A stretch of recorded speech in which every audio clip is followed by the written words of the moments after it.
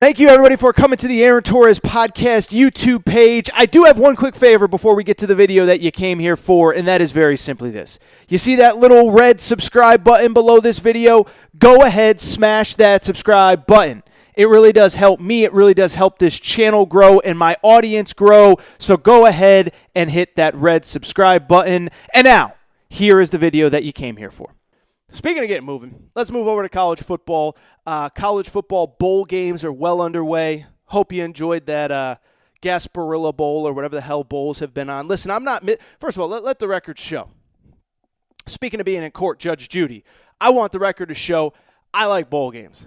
I like when it's Tuesday at 2 in the afternoon and I can flip on the TV and I got Appalachian State versus Boise on my TV or whatever. I'm not the one to ever complain about too many bowl games, but, listen, it's been a busy time of year. It's been a weird year. I haven't watched as many of them, but they're underway. I hope you're enjoying them. And, of course, the games that matter, the college football playoff, will be starting on Friday. Alabama, Notre Dame, I believe, kick off at I want to say 4 Eastern time maybe, and then the Clemson game is on after that, which would be like 8:30 Eastern. So really good day of college football. Let's get into a couple thoughts on each of these games. I'll talk a little bit about the rest of the bowl games, and of course we will get to Zach Smith, Menace to Sports. Really fun interview. You guys are going to love it.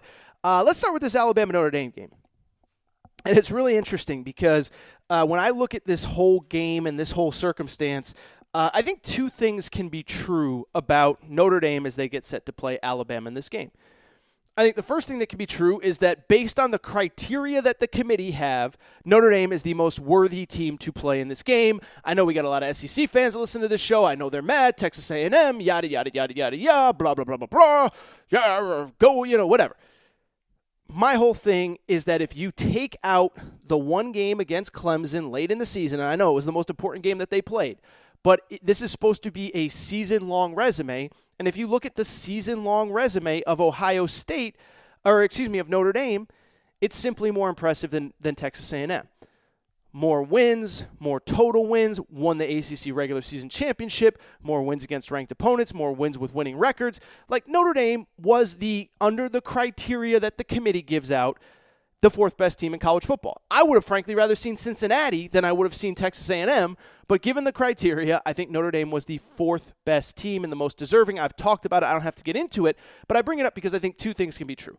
I think one, Notre Dame can be the fourth best team in college football, and I still think that Alabama's going to beat that butt, and I still haven't, frankly, talked to anybody that thinks Notre Dame – like, I don't think I can't ever really remember a game where nobody thinks one team can beat the other in the college football playoff or in a big bowl game. I mean, I remember even dating back to 2013, the winter of 2013, the 2012 college football season, when Notre Dame played Alabama in the Orange Bowl for the BCS National Championship. I remember even back then, there were people that were like, man, I'm kind of talking myself into Notre Dame. I think they could be competitive. Of course, Alabama beat the brakes off of them, but I don't ever remember a single game where no one anywhere gave Notre Dame a shot, and I'm not going to sit here and try to convince you that they have a shot to beat Alabama.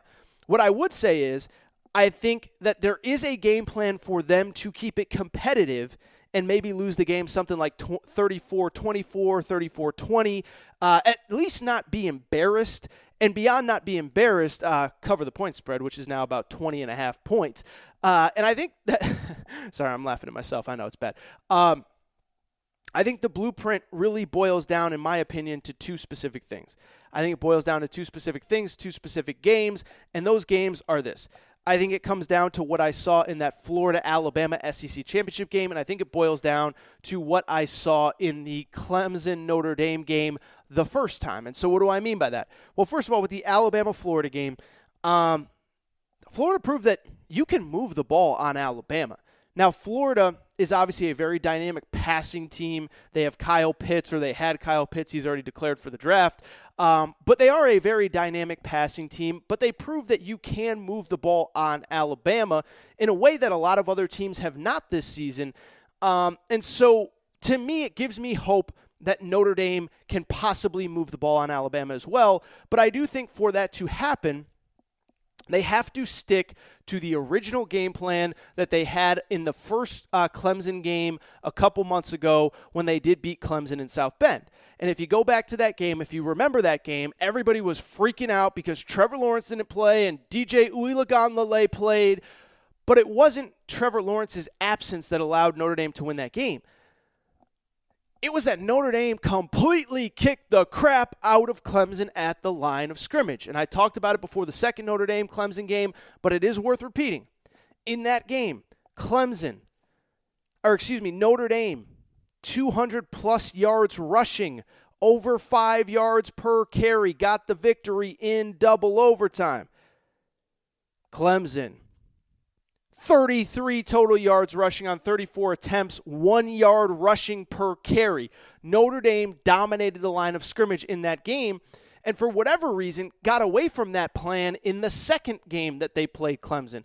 And what I would say about that second game is, part of it is I think they got away from the game plan. Part of it is, if you remember that second Notre Dame-Clemson game a few weeks ago in the ACC Championship game, Notre Dame got into the red zone the first 3 possessions of the game and got 3 total points out of it.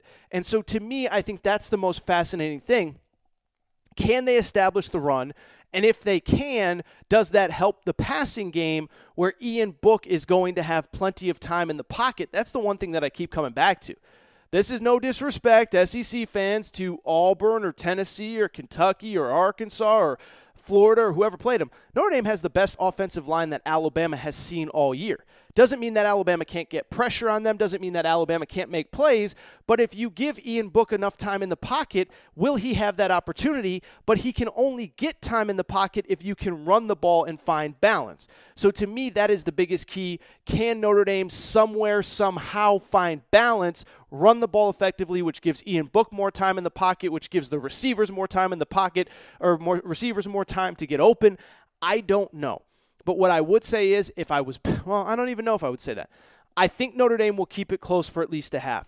I could see it being something like 21-14 going into halftime. And eventually Alabama just got too many playmakers, and I think they pull away late. I would probably, from a betting perspective, lean Notre Dame first half, Alabama game, and Alabama winning something in the neighborhood of 42-21 because they just got too many guys. Speaking of too many guys, I should probably mention I have not really talked about the Heisman Trophy race. You guys know where I stand on Mac Jones, the quarterback from Alabama. I really do like him. And up until a couple weeks ago when they played Florida, I actually would have had him as my Heisman Trophy vote if I had a vote for the Heisman Trophy. I do not, because I just thought the way he was playing, especially down the stretch, was absolutely incredible. And I thought that he was, in fact, deserving of the Heisman Trophy. But I'll be honest, I've come full circle. I think Devante Smith, the wide receiver at Alabama, is the guy that I would now vote for after the regular season if I had a Heisman Trophy vote. I mean, this guy was so freaking dynamic.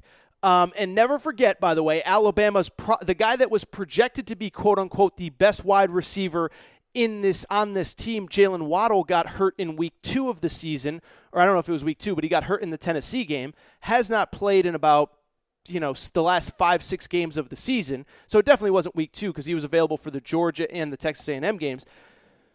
But never forget that Devante Smith is doing this on a roster that is down an All-American top 10 type pick at wide receiver. And so when I look at what Devante Smith did, when I look at the fact that he averaged 17 yards per catch, which is absurd, 98 catches, 15 yards per catch. I was right the first time, whatever. Reading stats, just why I don't do stats. Stats don't matter. Not trying to make the argument, but 98 catches, 15 yards per catch, 17 touchdowns in a year where the best offensive weapon outside of him, or at least alongside him, I guess Najee Harris is a pretty darn good weapon too. I really would give it to Devante Smith. He played some special teams. He returned some punts. And yeah, that's my only real thought on Clemson or Notre Dame, Alabama, is that I do think Alabama's going to win. I do think Notre Dame can keep it close for a half. And I would give Devante Smith the Heisman if I did have a vote.